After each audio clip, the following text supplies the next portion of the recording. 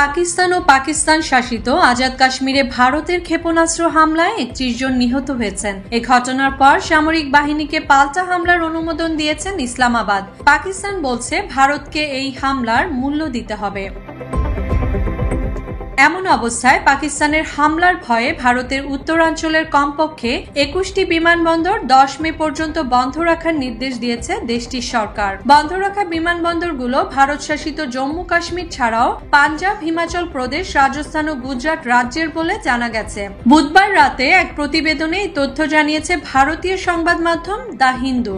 এদিকে পাকিস্তান বিমানবন্দর কর্তৃপক্ষ ঘোষণা করেছেন যে প্রধান রুটগুলিতে বিমান চলাচল পুনরুদ্ধার করা হয়েছে। সংবাদ মাধ্যমটি বলছে উত্তর ও উত্তর পশ্চিম ভারতের অন্তত ২১টি বিমানবন্দর আগামী ১০ মে পর্যন্ত যাত্রী পরিবহনের জন্য বন্ধ রাখার নির্দেশ দিয়েছে ভারত সরকার। পাকিস্তান সীমান্তের কাছে সামরিক অভিযান শুরুর পর এই পদক্ষেপ নেওয়া হয়েছে। ভারতের বেসামরিক বিমান পরিবহন মন্ত্রণালয় থেকে পাওয়া তথ্য অনুযায়ী এসব বিমানবন্দর ১০ মে ভোর ৫:২৯ পর্যন্ত বন্ধ থাকবে। पूरा एयरपोर्ट ही बंद है जी, कोई फ्लाइट नहीं चलूगा।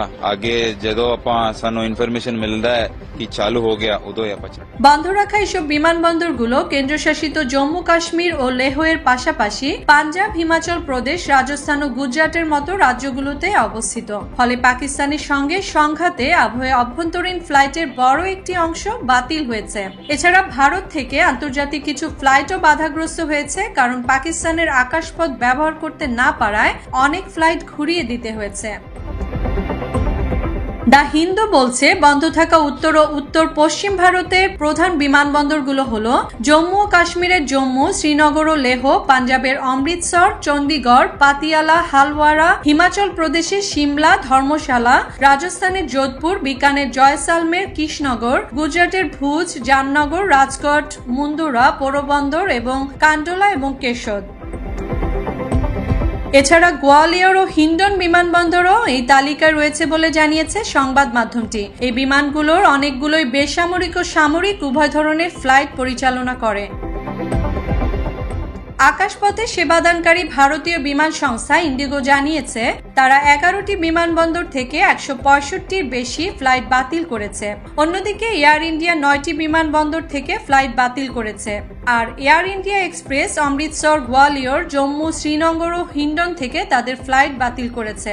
এছাড়া আরেক budget airlines SpiceJet Leh, Srinagar, Jammu, Dharamshala, Kandla ও অমৃতসরের ফ্লাইট বাতিল করেছে।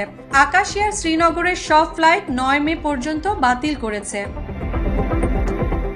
এদিকে ভারতে হামলার পর দুই দেশের মধ্যে উত্তেজনা বেড়েই চলেছে। এরই মধ্যে পাকিস্তান প্রতিশোধ নেওয়া শুরু করেছে, দিয়েছে হুঁশিয়ারি। हिंदुस्तान के तोड़ जवाब देकर उस तारीख रात को चांदनी रात बना दिया। বুধবার পাকিস্তান বিমানবন্দর কর্তৃপক্ষ ঘোষণা করেছেন যে প্রধান রুটগুলিতে বিমান চলাচল পুনরুদ্ধার করা হয়েছে। অন্যদিকে ভারতের উত্তর ও উত্তর পশ্চিমাঞ্চলের কমপক্ষে ২১টি বিমানবন্দর ১০ মে পর্যন্ত যাত্রীবাহী বিমানের জন্য বন্ধ রাখা হয়েছে।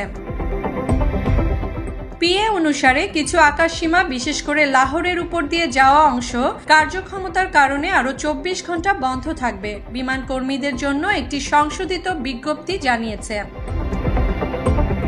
মুসলিমা জাহান মিতু, বাংলা এডিশন।